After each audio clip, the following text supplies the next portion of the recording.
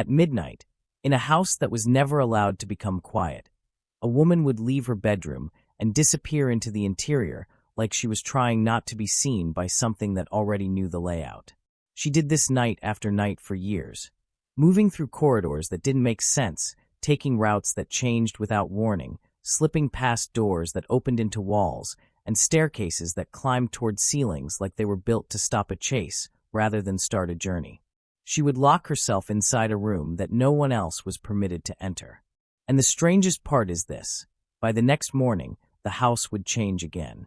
Not in the way houses normally change, fresh paint, new furniture, repairs, but in a way that looked like someone was building against a threat. A hallway would be redirected. A door would be moved. A room would be sealed. A staircase would be built to end in nothing. Workers would arrive and find yesterday's finished work suddenly treated like a mistake.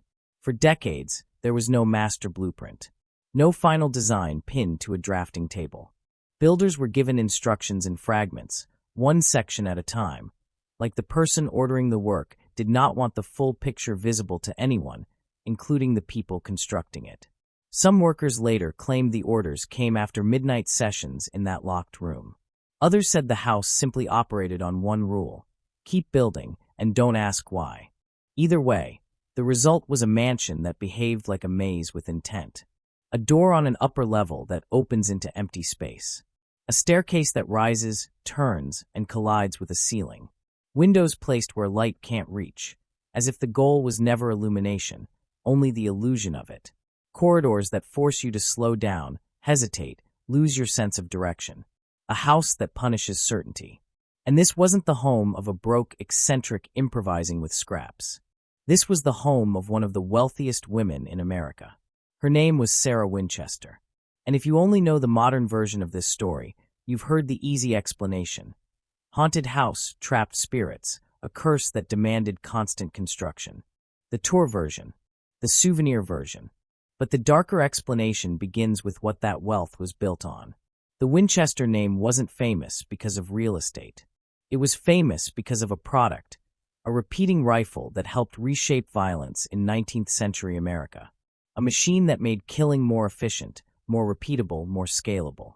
It earned a nickname history still remembers: the gun that won the West. Sarah didn't design that weapon, but after her husband died in 1881, she inherited the fortune it produced, money that arrived continuously, day after day, without effort. And from that moment on, she lived as if money wasn't safety. It was evidence. Because if your wealth comes from something that ended lives, sooner or later a question forms that doesn't care about logic or etiquette. It doesn't care how refined you are, how educated you are, how composed you appear in public.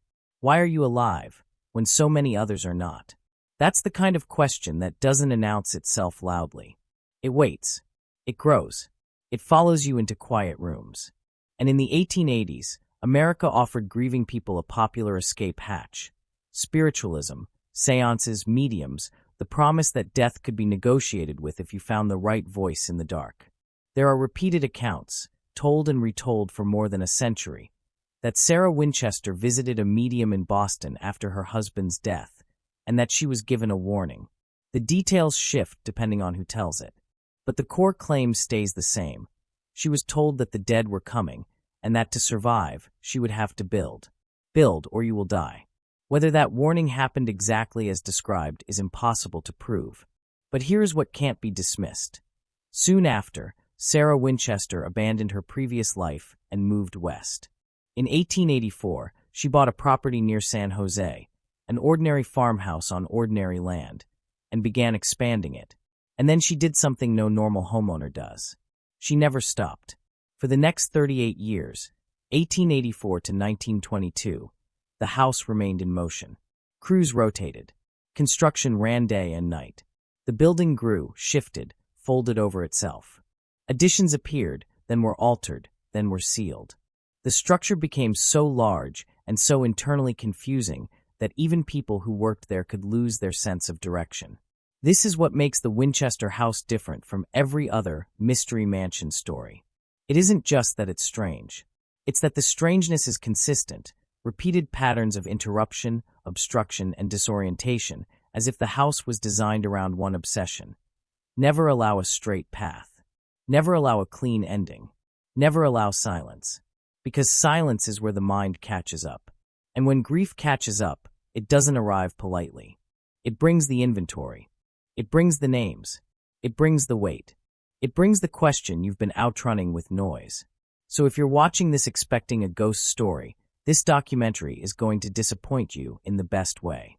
Because the most terrifying possibility here is not that Sarah Winchester was haunted by spirits. It's that she wasn't. It's that she was haunted by something much more believable. Compounded loss, isolation, and a fortune that could fund any coping mechanism, no matter how destructive, forever. A mind with unlimited resources and no limits does not naturally stabilize. It expands. It externalizes. It builds. And that is what this house may really be.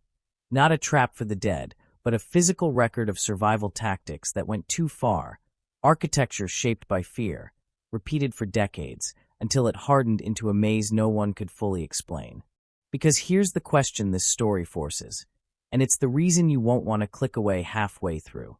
If the house was built to delay something, what was she delaying? And what happens when something finally arrives that cannot be outbuilt? If you value deeply researched stories about forgotten Gilded Age wealth, power, and the architecture that shaped history, consider subscribing. And let me know in the comments which estate or dynasty you want explored next.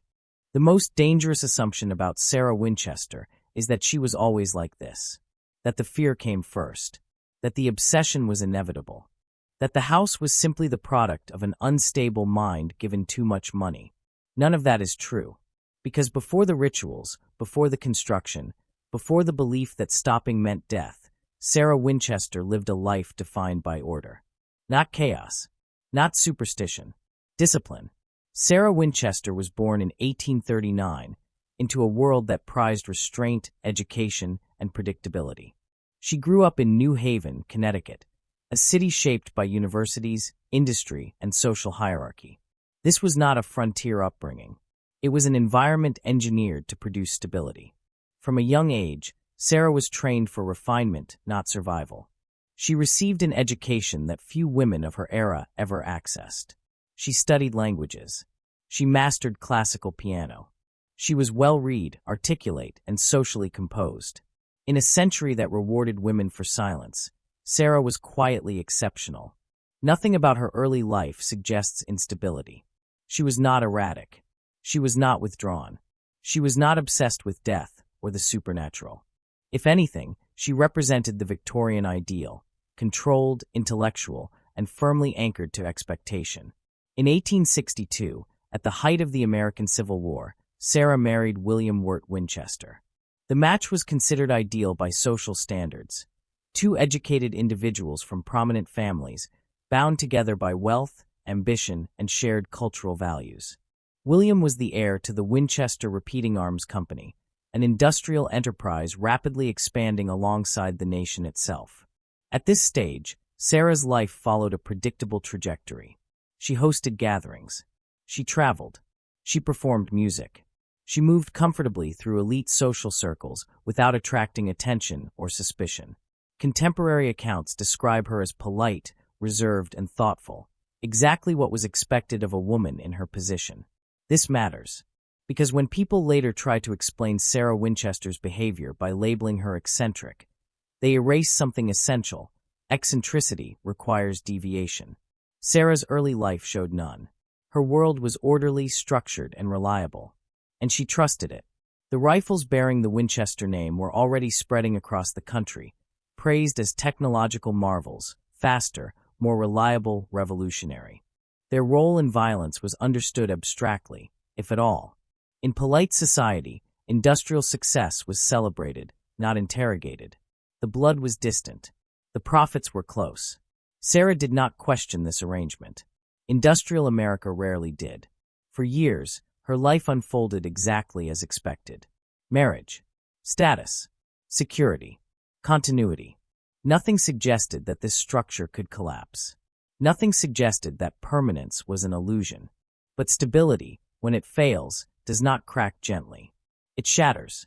And the people who fall the hardest are not those accustomed to chaos. but those who believed order was guaranteed. Sarah Winchester had built her identity on permanence, family, refinement, social continuity. She had never been forced to imagine a future defined by loss. She had never learned how to rebuild herself from absence. That is what makes what followed so destructive. Because the woman who would later spend decades constructing a house with no ending did not begin her story trying to escape reality. She began it believing reality was dependable. That belief would not survive. And when it failed, it would fail completely. Within the span of 15 years, death would enter Sarah Winchester's life not once, but twice. And those two losses would not simply wound her. They would dismantle the framework she relied on to understand the world. The first loss would take something that had barely begun to exist. The second would erase the future she thought was secure. And when both were gone, what remained was not madness, but vulnerability. A vacuum. A mind searching for structure in a world that had stopped offering it. Sarah Winchester did not fall into obsession overnight. She stood, intact and composed, at the edge of it, still rational, still respected, still outwardly controlled. Which is what makes the transformation that followed impossible to ignore. Because when someone with no history of instability begins to reorganize their entire life around fear, the cause is never random. It is always personal. And for Sarah Winchester, that cause arrived quietly first, before it arrived all at once. Before the house, before the rituals, before the belief that building meant survival, death would take the two anchors of Sarah Winchester's life and leave her alone with silence. The first death did not arrive with violence. It arrived quietly, almost politely, the way many 19th century tragedies did. In 1866, Sarah Winchester's infant daughter, Annie, died before she could meaningfully live. The cause was listed as marasmus, a slow-wasting disease caused by severe malnutrition, one that hollowed the body gradually rather than ending life abruptly. There was no dramatic moment, no final warning, just a steady disappearance. For Victorian parents, infant death was tragically common. For Victorian mothers, it was rarely discussed. Grief was expected to be endured privately, contained behind closed doors and heavy clothing. Public composure was a moral obligation. Emotional collapse was a failure of character. Sarah complied. Outwardly, life continued. She returned to social expectations. She fulfilled obligations. There were no recorded outbursts, no visible unraveling. But the loss of a child carries a particular kind of psychological weight, one that does not fade with time, because it interrupts something that never had the chance to fully exist. Annie did not grow old enough to become a memory. She became an absence. In Victorian culture, that absence was permanent. There was no language for postpartum depression, no concept of trauma counseling, no space for prolonged mourning unless it was ritualized and restrained. Women were expected to absorb loss silently and resume function as if grief were a temporary inconvenience rather than a permanent alteration of identity. Sarah Winchester did what was expected of her. But expectation does not equal healing. For years after Annie's death, Sarah lived in a suspended version of normalcy. The house she lived in still functioned. The marriage still existed. The future still appeared intact. But something foundational had shifted. The first crack had formed, unseen, unaddressed, and unresolved. 15 years later, the second death arrived. In 1881, Sarah's husband, William Wirt Winchester, died at the age of 43. The cause was tuberculosis, a disease that did not kill quickly. It lingered. It weakened. It turned the body into a slow countdown. For months, possibly years, Sarah would have watched the man she married deteriorate, his strength diminishing, his breath shortening, his presence fading while he was still alive. This time, there was no cultural buffer. The death of a child isolates. The death of a spouse erases structure. With William's death, Sarah did not just lose a loved one. She lost her role, her daily rhythm, and her future as she understood it. In Victorian society, a woman's identity was often tethered to her husband. Widowhood carried respect, but it also carried confinement. Black clothing, social withdrawal, long periods of formal mourning that could last years. Grief was not treated as an emotional condition. It was treated as a duty. Sarah Winchester entered that duty alone. There were no surviving children, no immediate family structure to redirect her focus, no professional framework to help her process compounded loss. The two most important emotional anchors in her life, child and husband, were gone. And in their absence, there was nothing to replace them except memory and silence. Silence is dangerous when grief is unresolved. In the late 19th century, women experiencing prolonged grief were often labeled fragile, nervous, or unstable, but rarely helped. Emotional suffering was spiritualized or dismissed. If distress lingered, it was interpreted as weakness rather than injury. And so Sarah was left to manage her psychological collapse in isolation, with no tools, no vocabulary, and no permission to confront what was happening inside her. This is where the story often becomes simplified. Sarah Winchester is frequently portrayed as suddenly eccentric after her husband's death, as if grief alone explains what followed.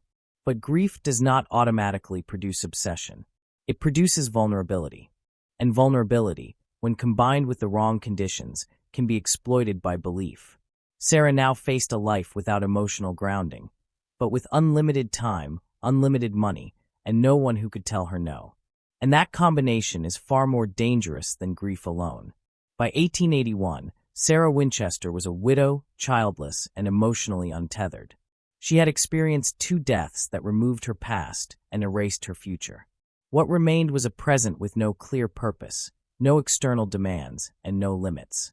The mind does not remain empty for long. When structure disappears, the brain looks for meaning. When meaning cannot be found, it is created. And when created meaning is reinforced by fear, it becomes belief.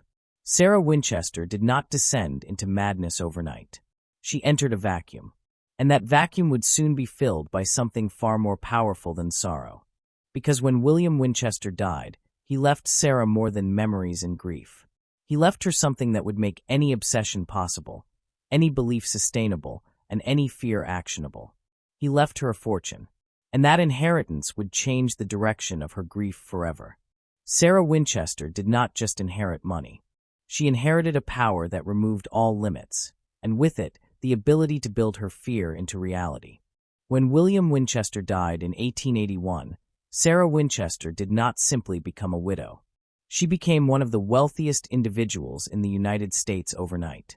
The inheritance was staggering by any historical standard. Approximately $20 million in cash and assets at the time, along with a controlling interest in the family business. More unsettling than the total amount was the speed at which it grew. Sarah's trust generated nearly $1,000 per day, every day, without effort. In modern terms, that income would equal roughly $30,000 per day, arriving whether she wanted it or not. The source of that money was singular and unmistakable. It came from the Winchester repeating arms. By the late 19th century, the Winchester rifle had already earned its infamous nickname, the gun that won the West. It was praised as a marvel of engineering, faster, more reliable, and more lethal than the firearms that came before it. It allowed a single person to fire repeatedly without reloading, transforming combat, hunting, and frontier survival into something brutally efficient. Efficiency, however, has consequences. During the American Civil War, Winchester firearms contributed to a scale of killing that previous generations could not have imagined. On the frontier, those same weapons were used to enforce expansion, suppress resistance, and accelerate the displacement of Native American tribes. Entire communities were erased under the pressure of technological superiority. Violence became faster. Death became routine. And the rifle became a symbol, not just of progress, but of domination. For most industrialists of the era, this distance between cause and consequence was comforting. The factories were clean. The profits were legal. The killing happened elsewhere. But Sarah Winchester was no longer buffered by social momentum or family obligation. She was alone with the knowledge of where her money came from, and alone with the time to think about it. Every morning, her wealth increased.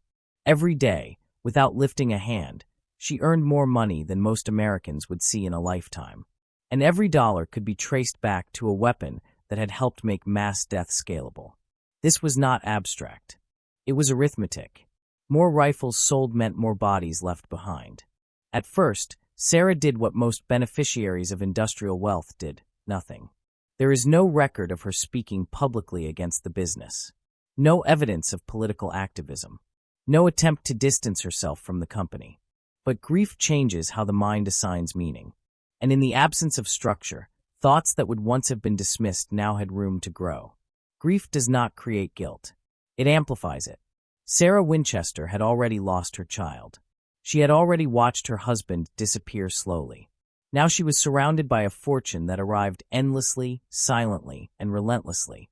Money that symbolized survival for her and death for countless others. The contrast was impossible to ignore once it was noticed. And once noticed, it could not be unseen. There was no ethical framework at the time for inherited responsibility.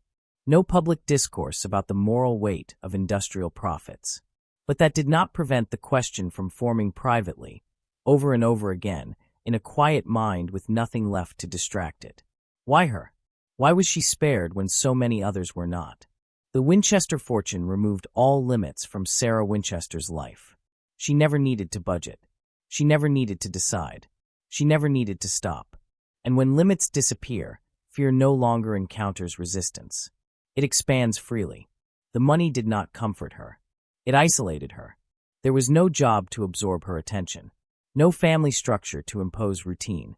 No financial pressure to anchor her in reality. The fortune acted like fuel, feeding whatever thoughts took hold, regardless of whether they were rational or destructive. This is where the story turns darker. Because wealth does not just enable construction. It enables belief. It allows fear to be acted upon instead of dismissed.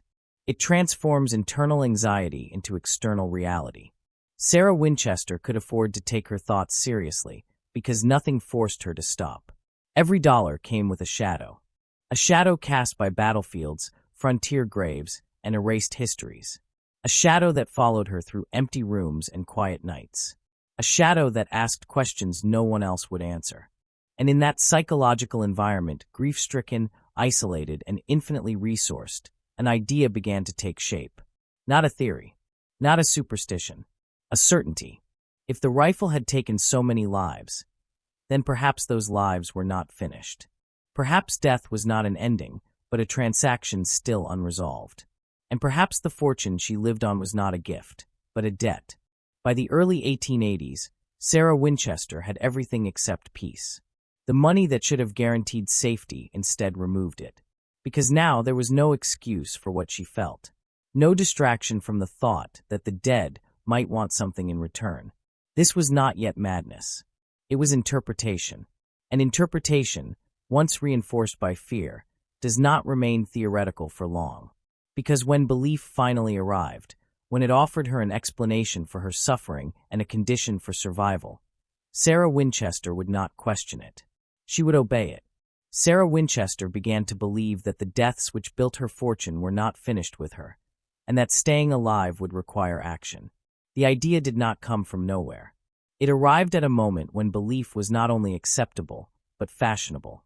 In the early 1880s, America was in the grip of a phenomenon that blurred the line between grief and guidance: Victorian spiritualism. Seances were no longer fringe rituals whispered about in secret. They were held openly in drawing rooms and private parlors, attended by politicians, industrialists, and grieving families desperate for reassurance that death was not final. The promise was simple and irresistible: communication. For those who had lost children, for those who had buried spouses, for those whose lives had collapsed without explanation. Spiritualism offered structure where religion often failed. It did not demand patience. It offered answers now. It was in this cultural environment that Sarah Winchester sought out a medium in Boston, sometime in the early 1880s. The exact date is unclear. The details vary depending on the account. What remains consistent is not the event itself, but its aftermath. According to repeated historical accounts, never conclusively proven, but never convincingly disproven, Sarah Winchester attended a séance hoping to speak with her deceased husband. What she received instead was not comfort. It was a warning. The medium allegedly told her that the spirits of those killed by Winchester rifles were gathering, and that they blamed the Winchester family for their deaths. More importantly, the message was not abstract or symbolic. It was specific, urgent, personal.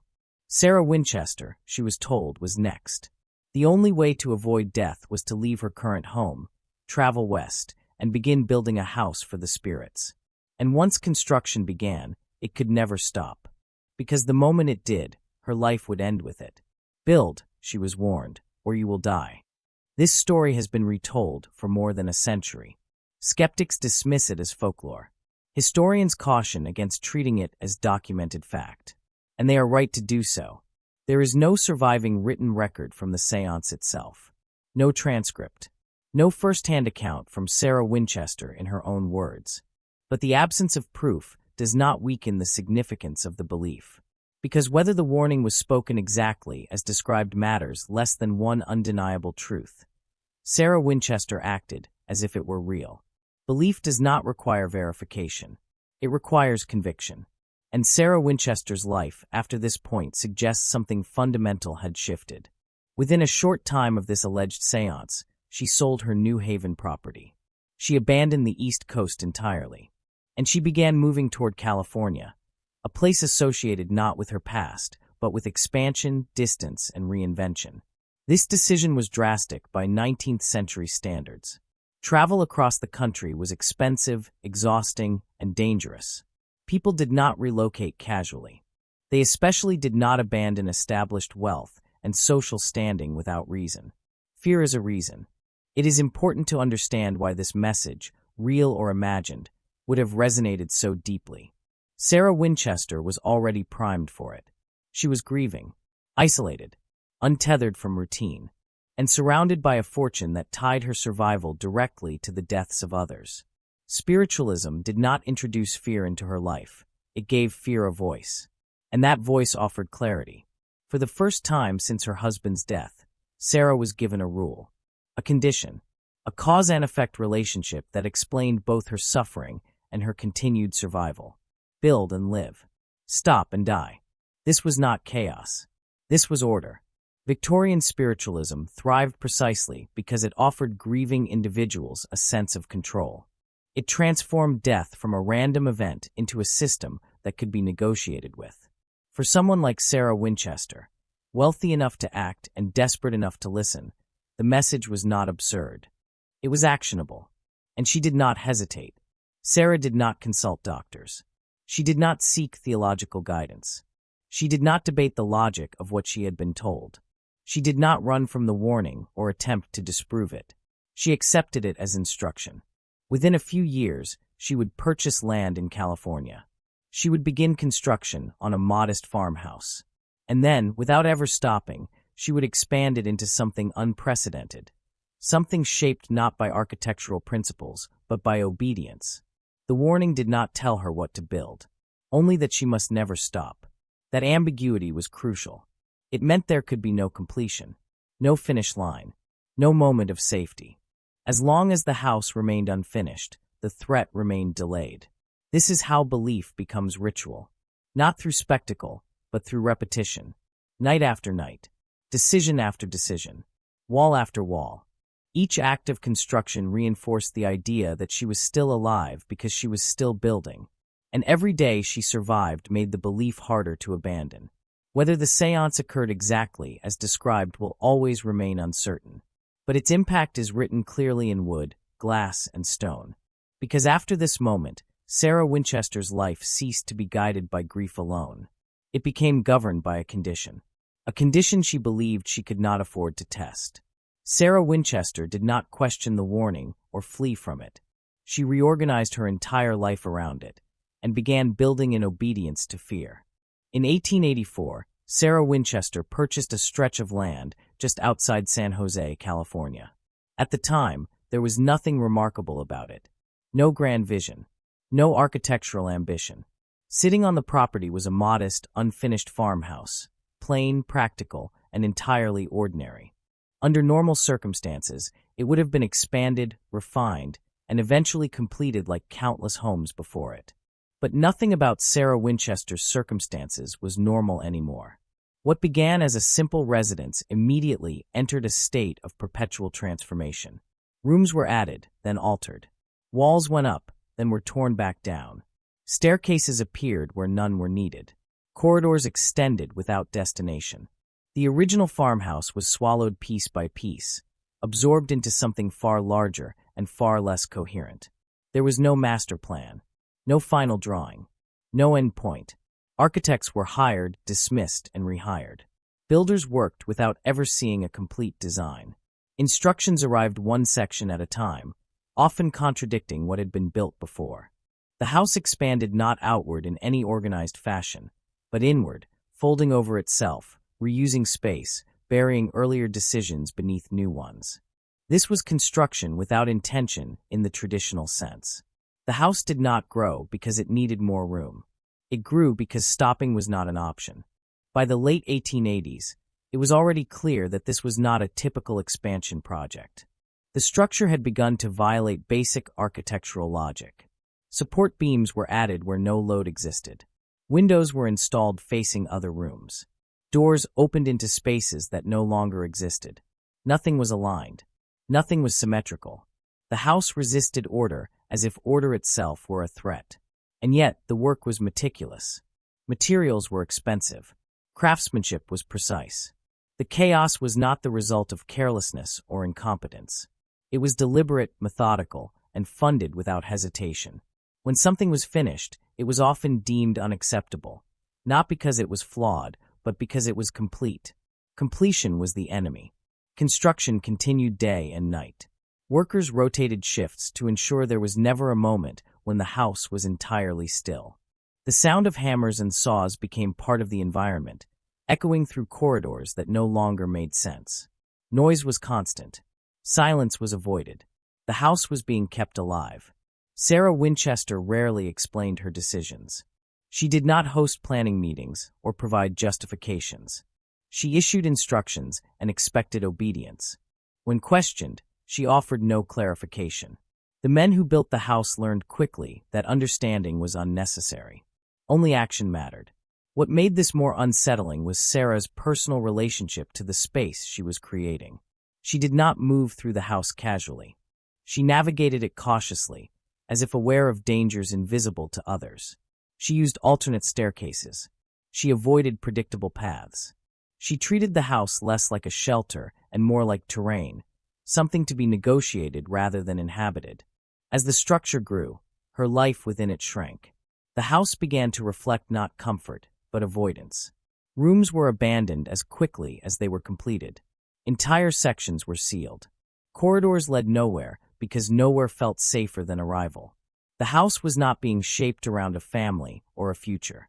It was being shaped around a condition. Build or die.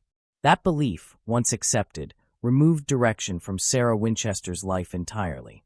There was no long-term goal to work toward, because reaching a goal implied stopping. There was no satisfaction in progress, because progress meant nearing an end. The only safe state was continuation. A house without a plan mirrored a life without direction. Each new addition delayed something unseen. Each alteration bought time. The structure became a physical manifestation of postponement, an endless present constructed to avoid an inevitable future. Architecture was no longer about space. It was about survival. By the 1890s, the house had grown into something that defied easy description. It was neither mansion nor maze, neither home nor monument. It was an ongoing response to fear, translated into wood and glass. The longer it grew, the more impossible it became to finish. And the more impossible it became to finish, the more necessary it felt to continue. This is how the modest farmhouse became the Winchester Mystery House. Not through ambition, not through extravagance, but through obedience. The house was never designed to be lived in permanently. It was designed to remain unfinished indefinitely. That was its purpose. That was its protection. But this was no ordinary construction project. Because houses built for people eventually stopped changing. This one couldn't afford to. As the house expanded, its purpose became more extreme, and the construction itself began to follow rules that only Sarah Winchester seemed to understand. For most houses, construction is a phase, a temporary disruption on the way to stability. For Sarah Winchester's house, construction was not a phase, it was the point. From 1884 until 1922, The Winchester house existed in a permanent state of noise. Hammers struck would day and night. Saws cut endlessly. Footsteps echoed through half-finished corridors at all hours. When one crew finished a shift, another replaced it immediately. The work never paused long enough for silence to settle. This was not an accident of scheduling. It was intentional. Workers were rotated carefully so that labor continued 24 hours a day, 7 days a week. There was no official explanation for this. No deadline to justify it. No external pressure demanding speed. The only constant instruction was that the work must continue. Every day brought changes. Walls completed one morning were altered by evening. Staircases were extended, shortened, or redirected. Windows were moved. Doors were relocated. Entire rooms were reconfigured without warning. What had been correct yesterday could be unacceptable today. The design was never fixed long enough to stabilize. The house did not settle, and neither did the woman inside it. For Sarah Winchester, noise became more than background, it became reassurance. Sound meant activity. Activity meant continuation. And continuation meant survival. As long as something was being built, something was being delayed. Silence, by contrast, felt dangerous. Silence left room for thought. Silence allowed memory to surface. Silence suggested finality. In the absence of silence, Sarah Winchester surrounded herself with motion. The constant construction drowned out stillness and replaced it with repetition. Hammer after hammer. Nail after nail. Each strike reinforcing the belief that the system was still functioning. As long as the house lived, she believed, she would too. The workers sensed this urgency even if they did not understand it. They learned quickly not to question the changes. Logic slowed things down. Acceptance kept things moving. Some stayed for years, drawn by reliable pay and steady work. Others left unsettled by the instability, by the feeling that they were building something that was not meant to last. Because nothing about the work suggested completion. There were no finishing touches. No final inspections. Decorative details appeared next to structural oddities. Ornate craftsmanship sat beside architectural dead ends. Progress did not move toward improvement. It moved toward complication. The longer the construction continued, the more distorted the house became. Rooms multiplied without purpose. Corridors narrowed unexpectedly. Staircases rose at uneven heights, forcing awkward, cautious movement. Some stairways turned sharply, breaking momentum and rhythm. The house began to interrupt the body, not just the eye. This was not random. Disruption became a design principle. The house grew in ways that made navigation difficult even for those who lived there. Predictability vanished. Familiar routes changed. What had once been open was suddenly sealed. The environment became unstable by design. For Sarah Winchester, this instability mirrored her internal state. Routine had once defined her life: education, marriage, social order. Those structures had collapsed. What replaced them was a new kind of routine, one governed by construction rather than time. Days were no longer measured by calendars or seasons, but by alterations. Progress was not linear. It was circular. Build. Change. Build again. This cycle gave her days meaning without resolution. There was always something next. Always something unfinished. Always something that required attention. The house demanded focus, and in doing so, it displaced reflection. But the cost of this strategy was visible. As the years passed, the house stopped resembling a home entirely.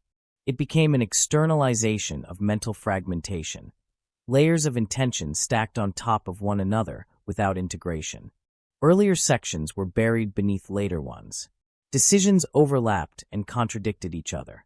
The structure lost coherence, just as its creator lost any sense of direction beyond continuation. Noise kept the fear at bay, but it also prevented rest. And over time, the house began to echo that exhaustion. What had started as construction for survival became construction for containment.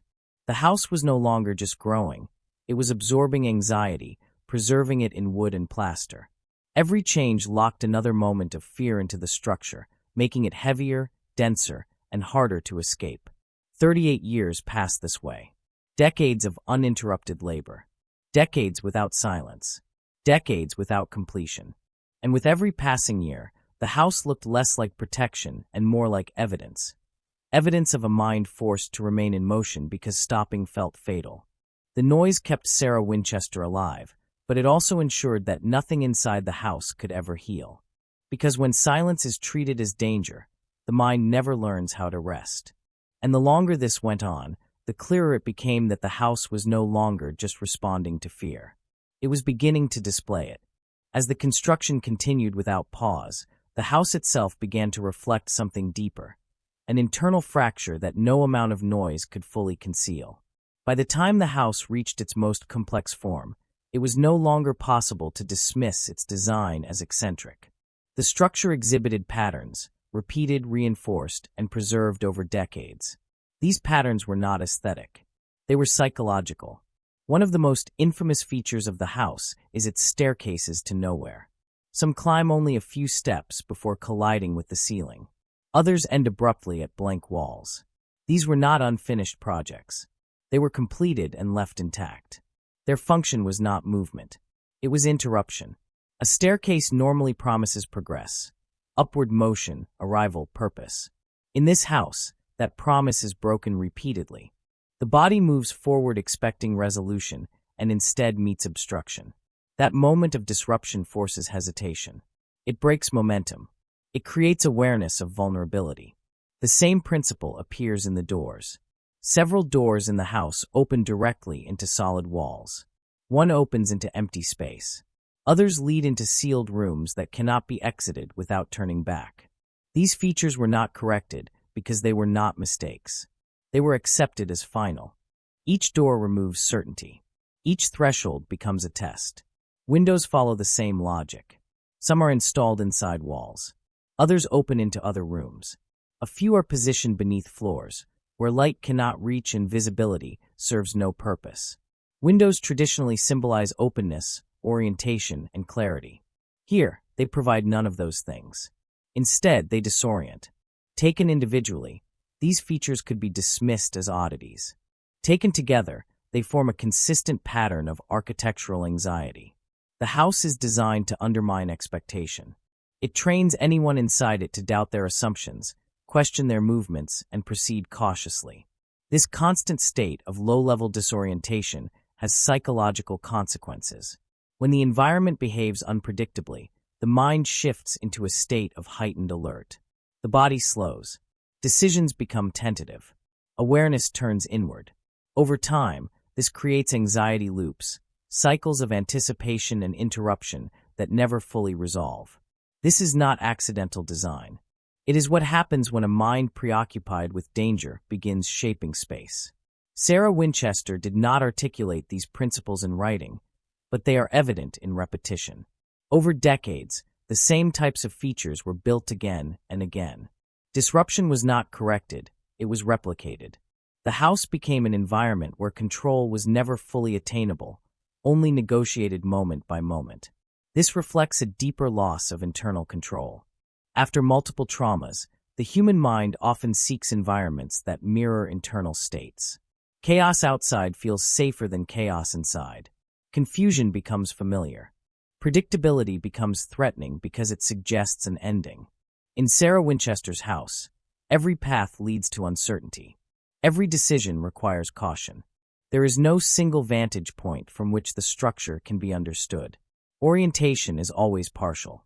Knowledge is always incomplete. This is how anxiety sustains itself. The house does not resolve tension, it preserves it. Movement through the structure reinforces vigilance. The body learns to expect interruption. The mind learns to stay alert. And alertness becomes indistinguishable from survival. Over time, the architecture stops serving as defense and starts serving as reinforcement.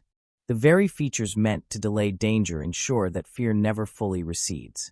The house keeps Sarah Winchester alive by preventing stillness, but in doing so, it traps her in a permanent state of anticipation.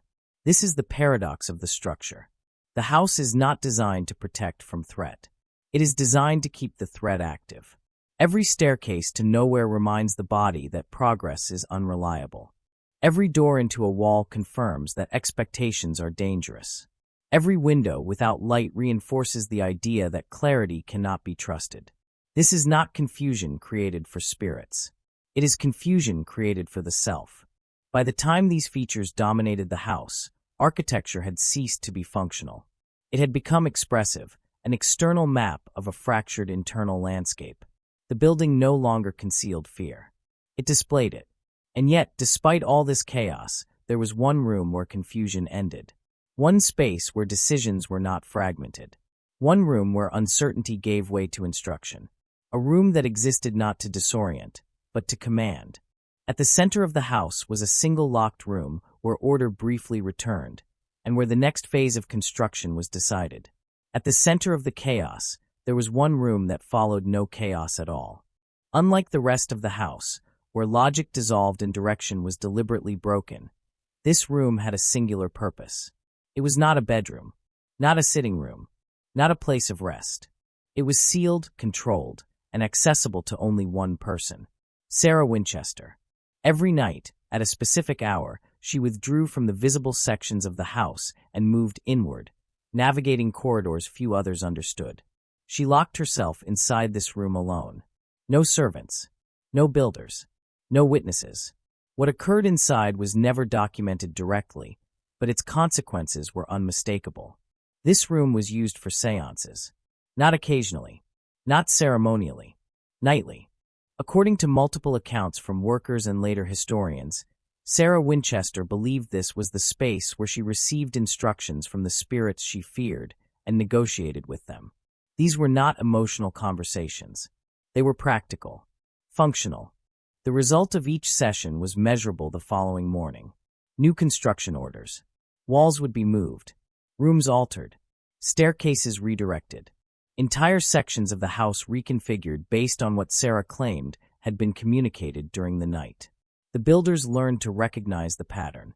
When Sarah emerged from the seance room, the house was about to change. This was not summoning. It was command and response. The seance room functioned as a control center, an operational hub where belief was translated into action. The rest of the house reacted to this room. Its confusion radiated outward from decisions made in a single, enclosed space. This detail is critical, because it suggests that Sarah Winchester did not see herself as a passive victim of haunting. She did not simply fear the spirits. She engaged with them. She believed she could negotiate terms, delay consequences, redirect attention, maintain balance, build and remain alive. The locked nature of the room reinforced this authority. Access was restricted not for secrecy alone, but for containment. The house was allowed to be chaotic. The seance room was not. It was the one place where disorder stopped and intention resumed. This distinction reveals something important about Sarah's psychological state. She was not consumed by panic. She was consumed by responsibility. Responsibility to listen. Responsibility to obey. Responsibility to keep the system functioning. The seances gave structure to her fear. They transformed anxiety into instruction. And instruction, unlike fear, could be acted upon. Each night reinforced the belief that survival depended on compliance, and each morning confirmed it, because the house was still standing. And so was she. Over time, the ritual became self-validating. As long as she followed the instructions, nothing happened. The absence of disaster was interpreted as success. The logic was circular, but effective. The seance room allowed Sarah Winchester to believe she was not powerless, that she was not waiting for punishment, but postponing it. The spirits were not omnipotent. They were negotiable. This belief kept her building. It kept the house alive, and it kept the fear contained, barely. But no system based on belief is stable forever. The more Sarah depended on the seance room, the more fragile the balance became. Any disruption, any external force beyond negotiation, would threaten the entire structure she had built around herself. And in 1906, such a force arrived. It did not ask for permission. It did not follow rules. And it could not be negotiated with. Nature itself was about to intervene, and the house would be forced to confront a power far beyond belief. On the morning of April 18, 1906, at approximately 5:12 a.m., the ground beneath Northern California ruptured without warning. The earthquake that followed, now estimated at a magnitude of 7.9, remains one of the most violent seismic events in American history. San Francisco burned. Entire neighborhoods collapsed. Thousands were killed. And miles away, in San Jose, the house that had never stopped changing was suddenly forced to confront a power it could not outbuild. When the earthquake struck, the Winchester Mystery House was at its most excessive. At the time, it stood as tall as 7 stories in some sections, stacked without symmetry or seismic planning. It was a structure designed to confuse spirits, not survive nature. Within seconds, the house began to tear itself apart. Upper floors collapsed inward. Towers folded. Chimneys crashed through rooms below. Entire wings were damaged beyond repair. Sections that had taken years to construct were erased in moments. The noise that followed was not the familiar sound of hammers and saws. It was destruction, sudden and absolute. Sarah Winchester was inside the house when it happened. As the structure shook violently around her, she became briefly trapped in one of the rooms, pinned by debris from the collapsing upper floors. For a woman who believed her survival depended on constant building, this moment was not just dangerous, it was symbolic. The house that had protected her had turned against her. She was eventually freed, but what followed mattered more than the physical damage. Sarah Winchester did not interpret the earthquake as coincidence. She believed it was a message. In her worldview, nothing of this scale happened without meaning. The destruction was not random, it was corrective. The spirits she believed she had been negotiating with were no longer satisfied. The system had failed, and the consequences had arrived without warning. What she did next revealed just how deeply that belief controlled her. Instead of rebuilding the damaged upper floors, Sarah ordered them removed entirely. The once 7-story sections were reduced. Towers were dismantled. Entire portions of the house were abandoned. This was not retreat, it was punishment. The house had violated the balance, and it had to be restrained. Most telling of all was what she did to the front entrance. Before the earthquake, the main entrance had served as a symbolic threshold, a point of arrival and departure. After the earthquake, Sarah Winchester ordered it sealed permanently. Doors were blocked. Access was denied. The house was no longer meant to welcome anything in. This decision was not practical. It was psychological. By sealing the front entrance, Sarah transformed the house from a residence into a fortress. Movement became internal only. Entry and exit were rerouted through side doors and hidden paths.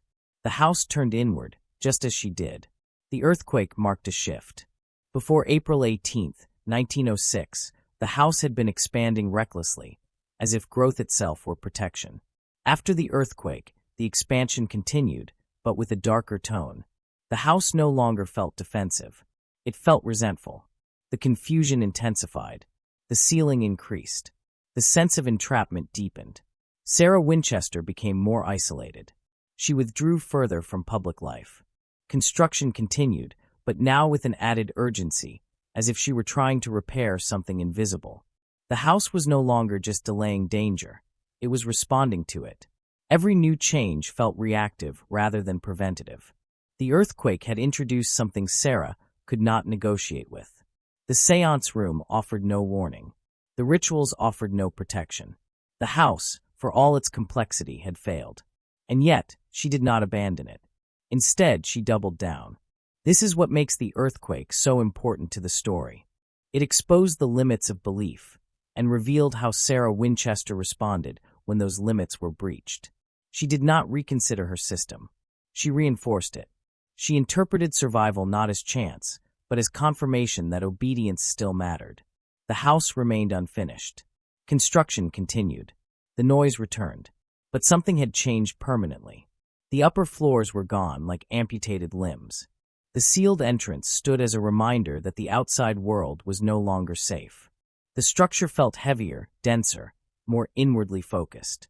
What had once been a chaotic response to fear became something closer to confinement. The earthquake did not end the house. It narrowed it. And from that moment forward, the Winchester house stopped feeling like a defense against death and began to resemble a place built to contain it. After the earthquake, the house did not grow lighter or safer. It grew darker, reflecting a fear that no longer believed escape was possible. By the final years of her life, Sarah Winchester no longer lived inside a house. She lived inside a system designed to limit exposure, physical, emotional, and psychological. The mansion that once expanded outward now closed in around her, turning wealth into confinement and space into surveillance. Curtains were kept drawn at all times. Daylight was filtered, controlled, reduced to something manageable. Light revealed too much. Visibility created vulnerability. The house was not meant to be seen clearly, by outsiders or by Sarah herself. Darkness softened edges. Shadow hid distance. The environment became muted, inward-facing, and deliberately incomplete. Movement through the house followed no straight lines. Sarah navigated through narrow corridors, back staircases, and hidden passageways designed to avoid predictable routes. She rarely walked the same path twice in succession. Familiarity felt dangerous. Repetition felt like being tracked. The house forced constant adjustment, ensuring that no single path could ever become routine. This maze-like movement was not theatrical. It was functional. Sarah Winchester believed she was being followed, not by people, but by presence. The fear was not dramatic or explosive. It was persistent, quiet, and ever-present. Something was always just behind her. Something was always waiting for stillness. The house became a tool to stay ahead of it. Servants and workers noticed the change. Sarah limited interaction. She reduced her visible presence. Communication became indirect. Instructions were delivered through intermediaries or notes. She withdrew from public life almost entirely. The house became both shield and barrier, keeping threats out, but also keeping her in. The irony was complete. She possessed one of the largest private fortunes in America, yet lived in near isolation. Wealth, which should have granted freedom, instead removed the need for connection. There was no necessity to engage, no obligation to explain, no external structure to interrupt her routines. Unlimited resources allowed unlimited retreat. The mansion now functioned less like a residence and more like a controlled environment, a prison built by belief rather than force. Its size did not offer openness. It offered distance. The farther Sarah moved from others, the safer she felt. And the house enabled that separation perfectly. Ritual replaced social life. Construction schedules dictated time. Seances dictated decisions. Movement dictated safety. Each day followed an internal logic that only Sarah fully understood. The house reinforced these rituals by making deviation uncomfortable. Straight paths were rare. Quiet rooms were avoided. The architecture rewarded vigilance and punished rest. Fear no longer surged. It settled. This was not panic. It was maintenance. Sarah Winchester had built a life that required constant attention, because attention prevented collapse. The moment she stopped moving, stopped adjusting, stopped reinforcing the rules, something would catch up. That belief structured every decision she made. The mansion absorbed this belief and reflected it back to her. Rooms felt smaller. Corridors felt tighter. Doors felt heavier.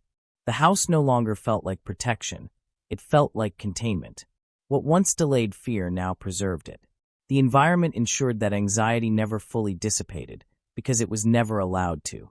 This is the final transformation of the Winchester house. It ceased to be a defense against death and became a monument to endurance. A space built not to escape fear, but to coexist with it indefinitely.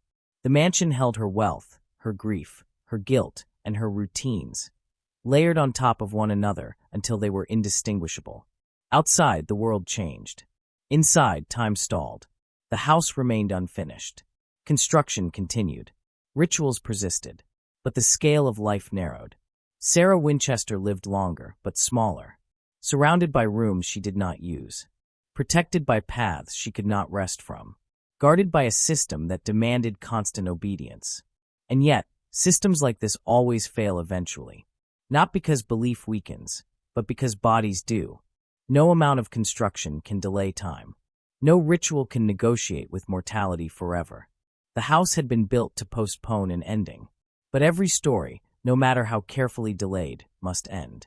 After nearly 4 decades of building against death, only one thing remained capable of stopping the house, and it was something Sarah Winchester could no longer negotiate with. On September 5, 1922, the sound that had defined the Winchester house for nearly 4 decades finally disappeared. Sarah Winchester was dead.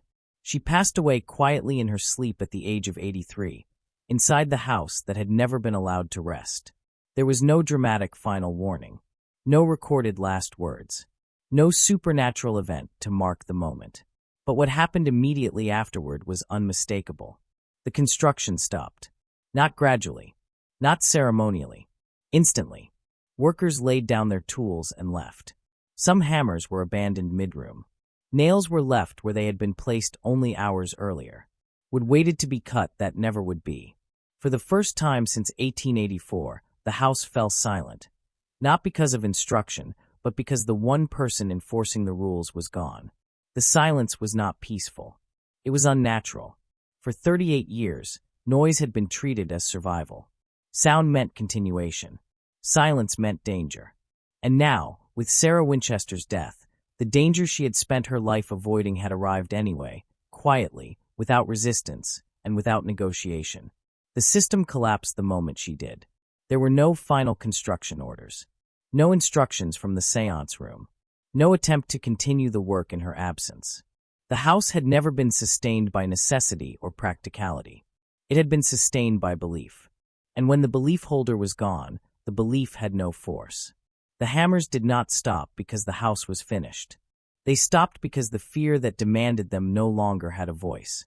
In the days that followed, the mansion stood unchanged, frozen in its final, incomplete form. Rooms remained half-functional. Corridors still led nowhere. Staircases still ended abruptly. Nothing was corrected. Nothing was resolved. The house was left exactly as it was at the moment of Sarah Winchester's death, a structure permanently caught mid-thought. The symbolism was unavoidable. All that construction, all that effort, all that obedience, and death arrived anyway. Sarah Winchester had believed that constant building could delay the inevitable. And in one sense, it had. She lived a long life. She outlived many of her contemporaries. The house remained active as long as she did. But the moment she stopped breathing, the strategy ended. The system offered no protection beyond its creator. The silence that followed was total. No saws, no footsteps, no daily alterations. Only empty rooms and unfinished intentions. Those who entered the house after her death described it as unsettling, not because of ghosts, but because of absence. The absence of purpose. The absence of motion. The absence of the one presence the house had been built around. Without Sarah Winchester, the mansion felt hollow, like a body without a pulse. And yet, the structure itself endured. The house did not collapse. It did not decay immediately. It remained standing, confused, incomplete, and intact. What Sarah Winchester left behind was not a home, but evidence. Evidence of how far belief can shape reality when resources are unlimited. Evidence of how grief, when left untreated, can be given walls, corridors, and staircases. Death had stopped the hammers, but it had not erased what they built. The silence that filled the house after 1922 did not resolve its story. It preserved it. The unfinished nature of the mansion became its defining feature. Visitors would later walk its corridors not to see how it was completed, but to see how it was abandoned. Sarah Winchester's life had ended, but the house she built to delay that ending remained. Waiting. The woman was gone, but the structure she left behind would take on a life of its own, and the legend would only begin to grow. After Sarah Winchester's death, the house she left behind did not fade quietly into history. It transformed. What had once been a private system of survival was repackaged, interpreted, and slowly mythologized. The unfinished mansion became a destination. The rituals became stories. And the fear that once governed a single life became entertainment for millions. Today, the Winchester Mystery House is known primarily as a haunted attraction. Visitors walk its corridors searching for cold spots, unexplained sounds, and shadows that feel watched. Tour guides recount stories of restless spirits, cursed wealth, and architectural traps designed to confuse the dead. The house is framed as supernatural first, historical second. That framing is effective. But it may not be the most disturbing explanation. Because when the supernatural narrative is stripped away, what remains is not relief, but something heavier. Modern historians and psychologists have offered alternative interpretations that do not rely on ghosts at all. Instead, They point to patterns that are painfully familiar: unresolved grief, prolonged isolation, and the psychological consequences of trauma experienced without support. By these readings, the house is not haunted by spirits, but by unprocessed loss. Sarah Winchester lived through what modern psychology would classify as compound trauma: the death of a child, the prolonged illness and death of a spouse, the sudden collapse of identity and future. All of it occurring in a cultural context that offered women no language for emotional injury and no acceptable outlet for prolonged mourning. There was no diagnosis, no therapy, no intervention. What there was instead was wealth, unlimited wealth. That wealth removed friction. It allowed every internal fear to become externalized. Every intrusive thought could be reinforced. Every belief could be acted upon. Where most people encounter resistance, financial limits, social boundaries, necessity, Sarah Winchester encountered none. This is where the trauma response theory becomes unavoidable. Trauma seeks control. When control cannot be restored internally, it is imposed externally. The Winchester house provided that control. It allowed Sarah to regulate fear through routine, through construction, through constant motion. The architectural confusion mirrors symptoms seen in anxiety disorders: hypervigilance, avoidance of stillness, disruption of predictability, and the constant need to stay ahead of imagined threat.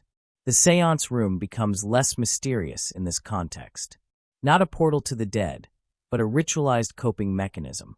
A way to organize fear into instruction.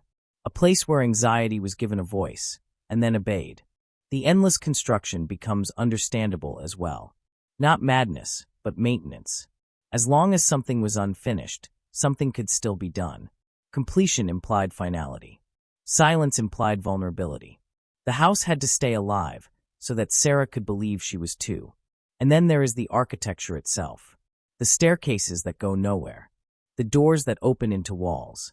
The windows that let in no light. These are not random. They reflect a mind caught in anxiety loops.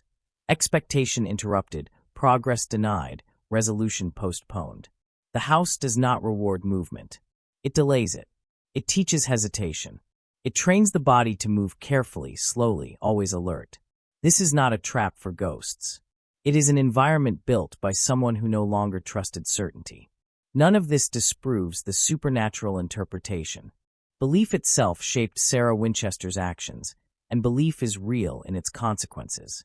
But understanding the human explanation does not weaken the story, it deepens it. Because it removes distance. A haunted house can be dismissed. A human one cannot. The Winchester house survives today because it represents something universal. Not fear of ghosts, but fear of stillness.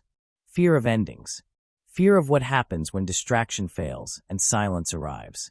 Sarah Winchester tried to outbuild death. She tried to negotiate with time.